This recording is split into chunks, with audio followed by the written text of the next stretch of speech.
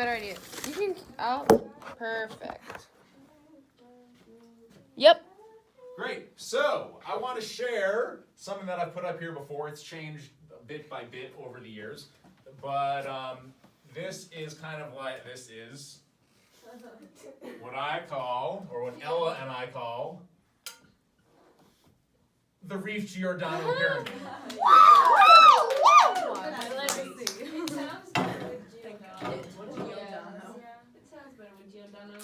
I spelled that. Yeah, I spelled that right. Yeah. Okay. So this is kind of breaking it down in terms of what we need to do in order to achieve our goals, in order to achieve peak awesomeness. It's kind of give you an insight into my philosophy as a coach and my mission for us this season. So at the bottom of our pyramid is a very simple goal. It is attending. All right?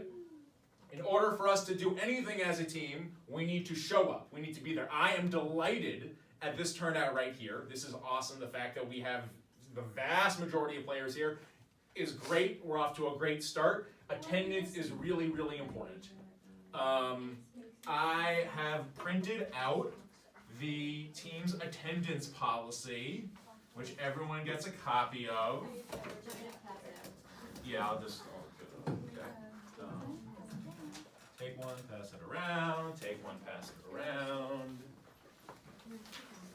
So, yeah, team's attendance policy.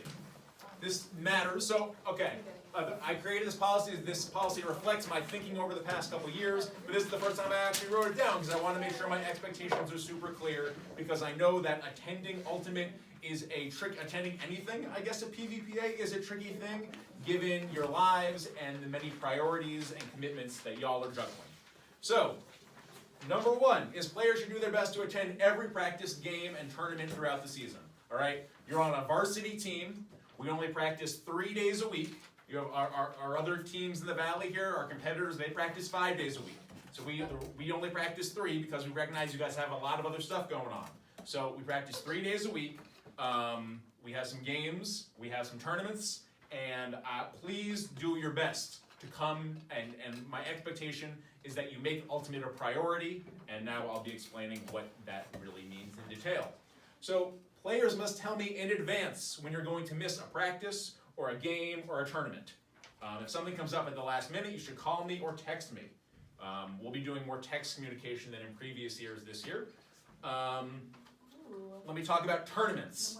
So tournaments are important enough that you should not have last-minute conflicts popping up that stop you from participating in team activities. They're like our team's productions or shows for those of you in theater. They take precedence over most engagements. So an exception would be if you have a family member's wedding. You can tell me right now, oh, Gabe, I'm going away May 19th. My cousin's getting married in North Dakota. I'm not going to be at this tournament. That's the kind of thing that would stop you from coming from a tournament.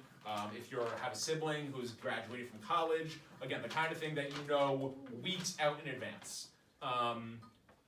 There's aren't really other things. If you're going to be missing any time from tournaments, it should be the kind of thing that you would are able to notify me about right now, essentially.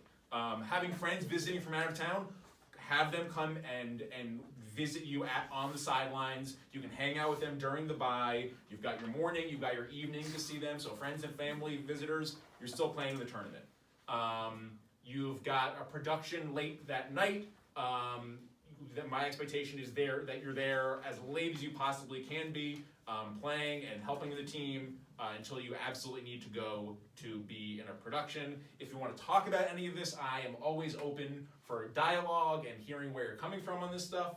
But that's just kind of my take on tournaments. You should block off tournament weekends when you're first given the team schedule at the start of the season. That will happen probably in the next 24 hours via email to you and all your parents and guardians.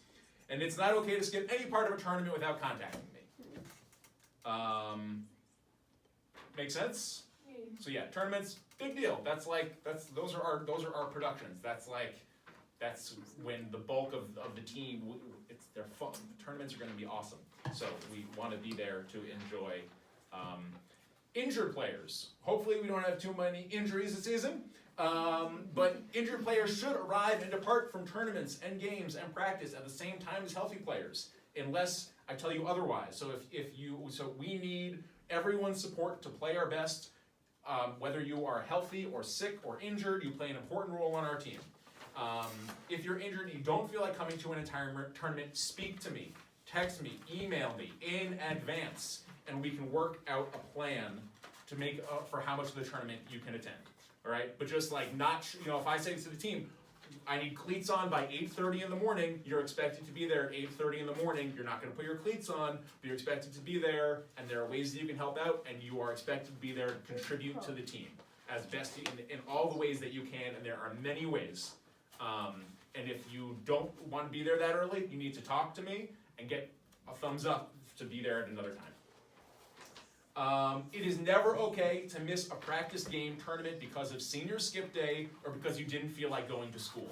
So we have a very clear line here of like, when you have other engagements and commitments and activities and things come up, you can miss practice for those things. That's what number 6 says. Nope, nope, I maybe I got rid of that one. Did I move it? I thought I moved it up. Maybe I just got rid of it. I got rid of it. I'm okay when you guys need to miss practices or games or tournaments for the things outlined here. That's okay. Missing practices, tournaments, games for other things like senior skip day, which is like the antithesis of all these like productive, important engagements you have, is like that's like I can't live with both of those. So I'm in supporting your welfare as students and your grades and all the extracurriculars you have. Then there are times when I understand most of you are going to miss at least one practice. Maybe some of you are going to miss a bunch of practices, and I'm okay with that. You have competing priorities, and I just ask that you keep me informed. But that just means that missing things for non-essential, productive things is not going to be okay. Any questions about this? I will email you all copies of this, as well as the schedule and the tournament dates and yada yada. So, attend! Now you guys know a little bit more about what I'm talking about. So attending is what enables us to succeed first and foremost. So, the next thing we have is once we are in attendance, just as you guys are doing a great job of now, is focusing. All right? Let's see, what did I want to share about focusing? So, focus is what enables our time together to be productive. It's what enables us to make the most out of practice. Practices are going to be really important. When you guys are at practice, we're going to work on our focus.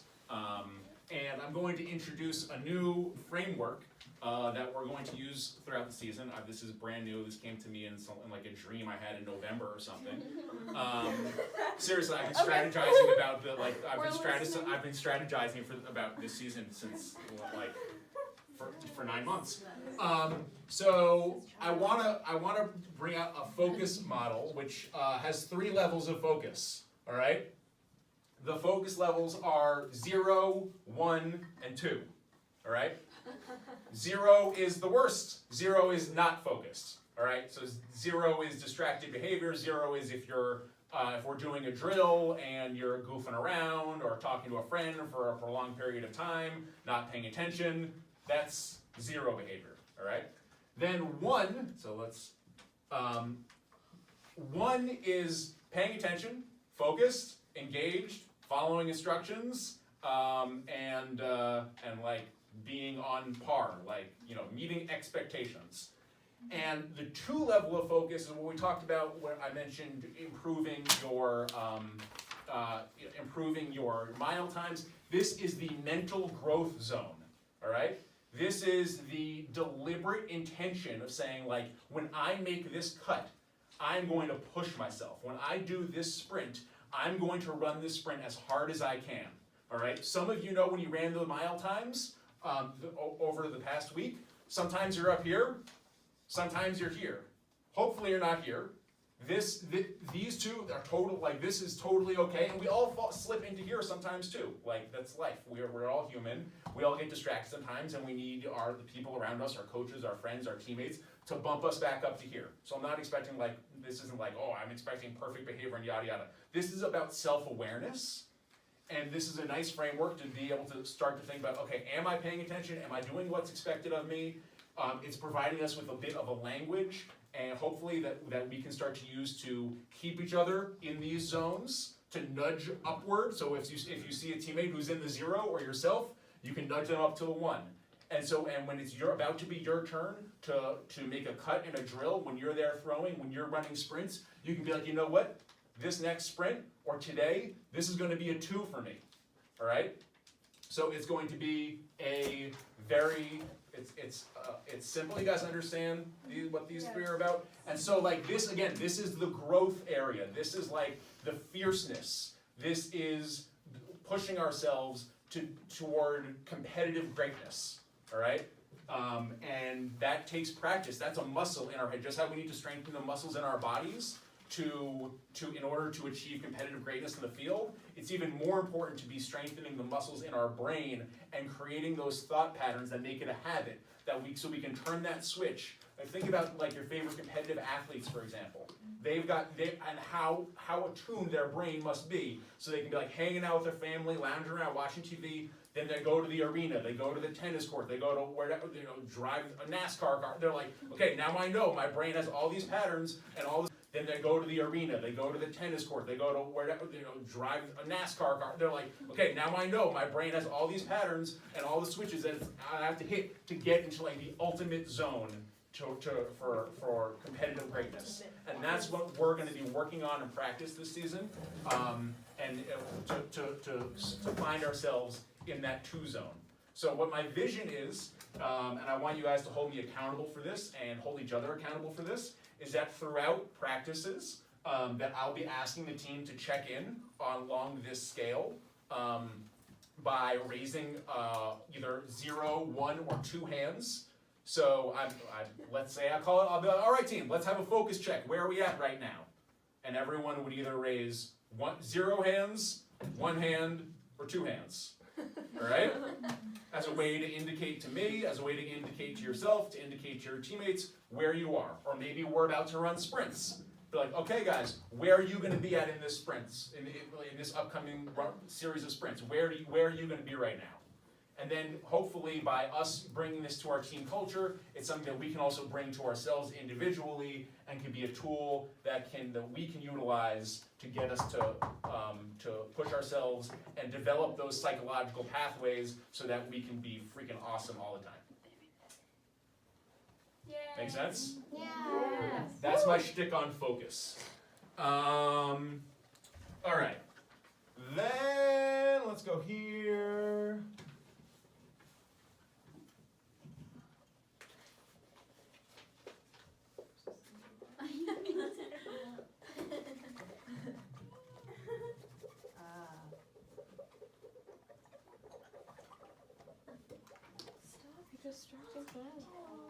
Okay, so we've been working on, this has been a focal point for me over the past year, which is like, this is like the heart, all right? This is the spirit of the game. This is our love of Ultimate. Love this game, love this team, all right?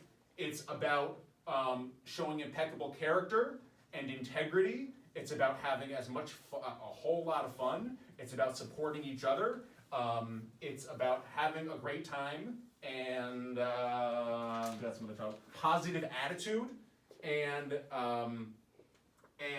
this is like this is a lot of love. All right, this is we're going to be talking about this some, but this is kind of what the final part of the pyramid is built off of, and kind of the why. Competitive. Right? I spelled that right? Yeah. What? Just like stick it out the side. It is sticking out of the side. It can't be contained. It's too competitive. Competitive greatness. It needs to take more space than it's given. So this is kind of my philosophy. So competitive greatness, again, you like taking our time together, especially practices, to work toward competitive greatness, to work harder, to push ourselves harder, to start to create those channels in our brains, in our bodies, where we can compete on the ultimate field to the best of our abilities, and better than we ever have before. This is kind of where I see a lot of what practice is going to be about, and this is what I see our competitions being a lot about. So this is going to be about having fun internally as a team, our spirit of the game on the field, how we treat our opponents, and the joy that we have, and when we're able to reap the dividends, the benefits of all of our hard work that we put in on the practice field, because we're attending and we're focused, and so we're here and we're working hard, and we're spending the time, and we're becoming as awesome as we can at Ultimate Frisbee. Yeah, go team. Alright. Any questions at this point about the Reif-Giordano pyramid? Jackie? I'm confused about which one is like, I've always been confused about this for the pyramids. Is the top the most important or the bottom? Yeah, I agree. You can't think it's Well, the bottom. bottom You have to have, you you have have to to have have the bottom to achieve the top. Okay. Yeah. So it's Once not you really get like to a the top. ranking thing. It's like Maslow's Attendance hierarchy is of definitely needs. not Like, if you lowest don't attend, priority. there's Oh my you god, can't we're totally focus. gonna understand that reference to this reference. What is your reference? It's like Maslow's hierarchy of needs, which is something I've introduced. That's I've a used that thing. model in the past. I skipped We over learned this it in time. like 9th grade. Okay, Yeah, if you don't attend, there's no way you can Focus. focus, And if you don't focus. you can't. Then If you we don't can't focus do or these attend, things. yeah, it's like Okay, that we makes gotta sense. secure the bottom. It's like one thing leads to the next. Yeah. What's that? That's what I'm saying. It's together. It's not like an obscure reference. I feel like Maslow's hierarchy of needs is like Oh the yes, basis of I'm switching it. It's okay. I didn't understand the Every day, like once a year, I get to think about how do I want to present this year. So, so one thing that you'll notice is missing from this model and my coaching philosophy is winning. All right, competitive greatness is not the same as winning. Winning depends a lot on our opponent, and I don't really care about our opponent. I care about us, and I care about this team and us playing the best ultimate that we can.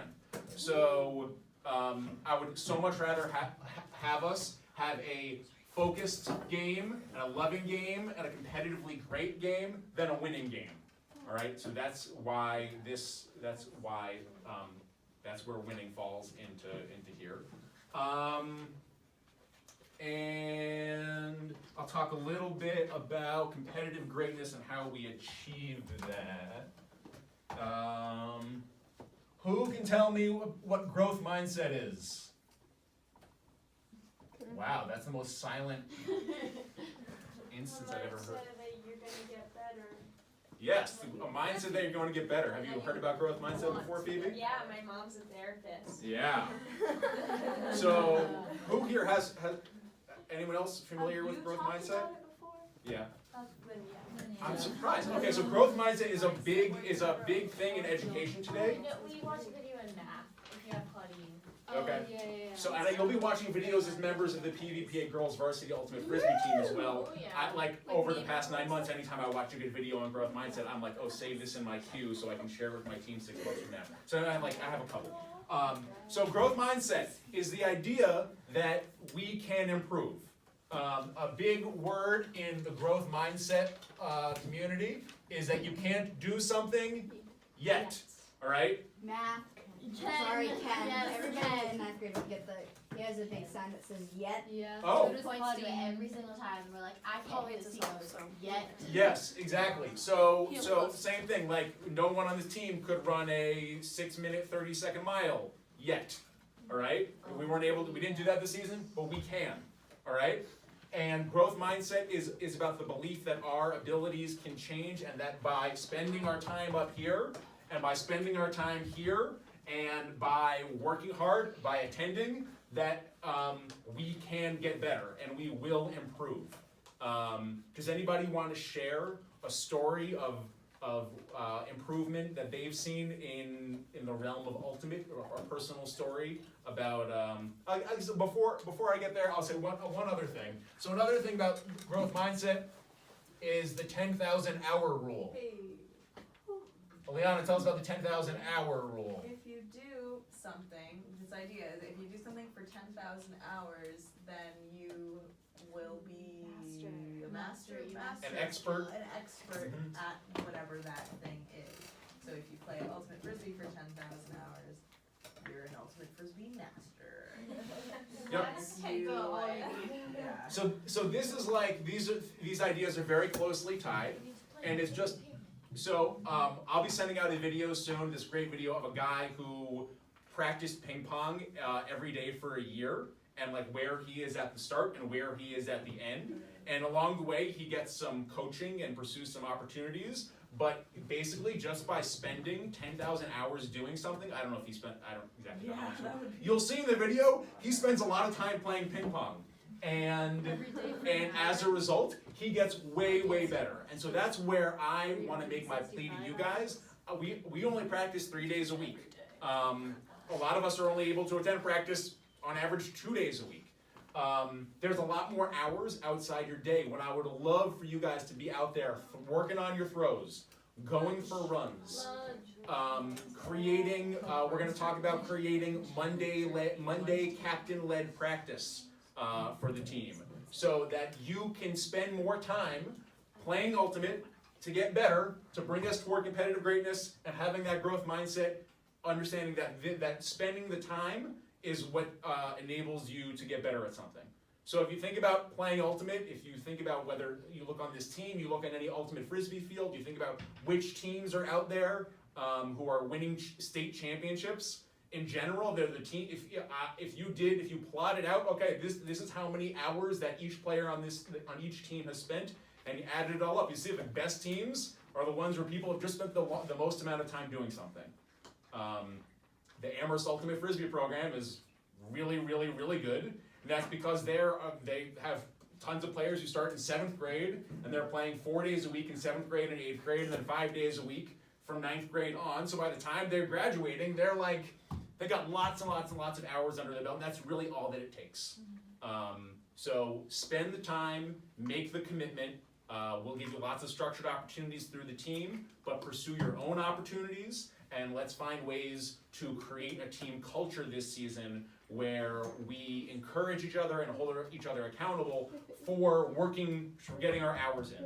Because Frisbee is something we love, so whether it's going for a run, or doing some sprinting, or throwing with a friend, or throwing at lunchtime, these are all ways that we can put in our hours and become closer to our vision of being expert individual Frisbee players and as a team.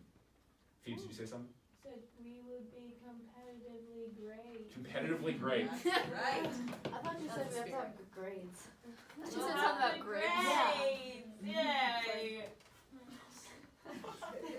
Okay. Yeah.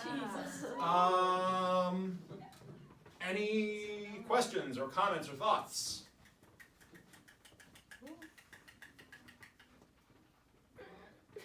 Okay.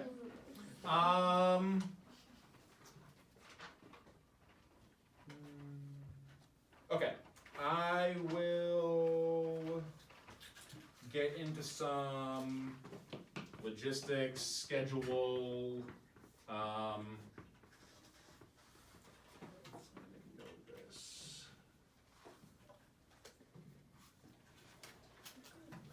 Okay. Noah, you can stop the video. Bye guys. Bye. Come back next Bye. Bye. Like, comment, and Sorry. subscribe.